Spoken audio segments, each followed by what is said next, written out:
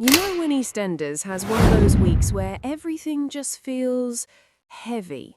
Not explosive straight away, just uncomfortable, emotional, and quietly tense. Next week is one of those weeks. Old faces turn up with unfinished business, people start making choices they can't undo, and a few characters realise a bit too late that they've been lying to themselves as much as anyone else. So let's talk about what's coming up, properly, fan to fan, and why this week could leave a mark on Walford. 1.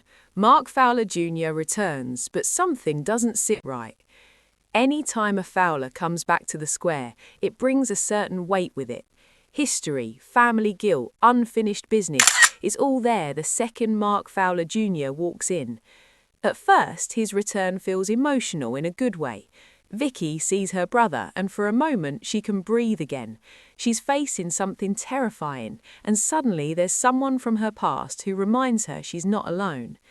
But that comfort doesn't last. The questions start coming, and Mark's answers are a little too neat, a little too polished. When someone turns up after years away and already knows exactly what to say, it rarely means they're telling the full truth. What really stands out is how quickly the tone shifts when he's alone with Phil.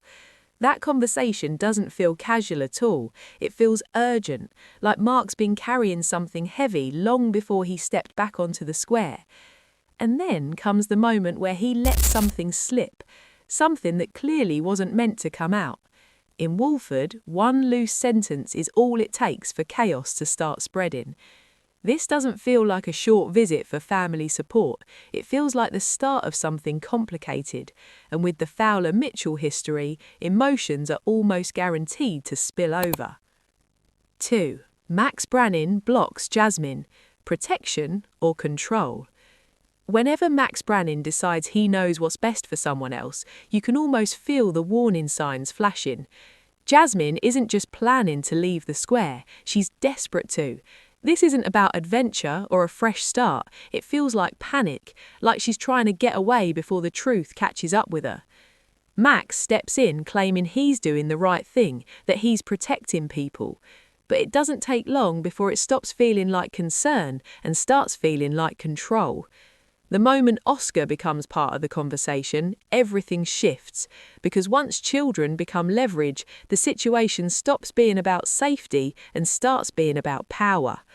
And then there's Kat.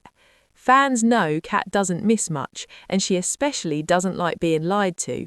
When pieces of the story don't line up, you can almost see her patience wearing thin. She's already dealing with enough guilt and pressure. The last thing she needs is another half-truth.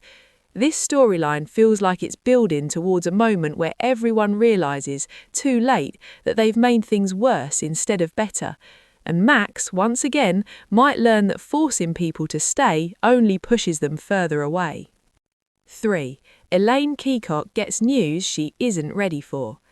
Elaine Peacock is confident, dramatic, and usually very sure of herself, which is exactly why this moment hits so hard. She walks into that meeting with expectations, maybe even hope. There's that quiet belief that something unfinished might still be there. And then reality lands, suddenly and publicly. It's not just hurtful, it's embarrassing. There's something painfully relatable about realising you've completely misread a situation, especially when other people are around to witness it. Elaine's reaction isn't calm or graceful, it's awkward, emotional and raw. But that's what makes it feel real. She doesn't just feel rejected, she feels exposed. And embarrassment has a way of turning into anger before you've had time to process it properly. Ian Beale ends up in the firing line, as usual. Whether he deserves it or not is up for debate, but one thing's certain, he knows exactly how to push Elaine's buttons. This storyline strips back Elaine's usual bravado and shows her vulnerability, which makes everything that follows far more intense. 4. Elaine versus Ian. Pride turns to war. This is where things start to feel very old-school EastEnders. Public rows, gossip spreading, headlines doing the rounds. This stops being personal very quickly. It becomes about power and reputation. Ian deciding to make his move so openly is bold, even by his standards.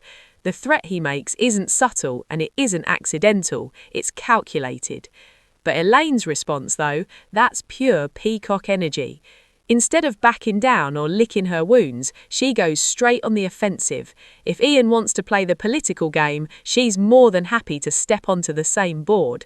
This rivalry is entertaining to watch, but it's also dangerous. Pride takes over, and once that happens, people stop caring who gets hurt along the way. And Kat being caught in the middle feels inevitable. She's torn between loyalty and reason, and that tension alone could spark another fallout. This is the kind of feud that starts with sharp words and ends with real consequences for the whole square. 5. Ravi Gulati's guilt finally catches up with him. Ravi's storyline next week is quieter than the others, but emotionally it might be the heaviest. He's clearly trying to do better. Not perfectly, not confidently, but genuinely trying. For a moment, it feels like his efforts might finally be paying off. There's a flicker of hope. Then Avani needs him, and that's where everything falls apart. Promising to be there and failing isn't just a mistake, it's the kind of moment that stays with you, especially when it's your child waiting, watching the door, hoping you'll turn up. Priya's anger isn't loud or dramatic, it's disappointment, and somehow that hurts more. Ravi doesn't shout or make excuses, his guilt just sits there, heavy and unavoidable. You can see it eating away at him, making him question whether he's capable of being the father his kids need. This storyline feels painfully human, and it leaves you wondering whether this guilt will finally push Ravi to change or push him into another bad decision. This is EastEnders at its most uncomfortable and at its best. So next week isn't about one huge shock moment. It's about pressure building, emotions spilling over, and people realizing they're trapped by choices they made earlier.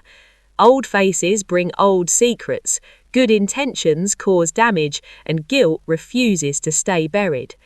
Now I want to hear from you. Do you trust Mark Fowler Jr.'s reasons for coming back? Is Max trying to help or just control? And can Ravi really fix things with his family? If you enjoyed this chat, don't forget to like the video, share your thoughts in the comments, and subscribe for more EastEnders breakdowns. Walford's heating up, and this week, nobody's walking away untouched.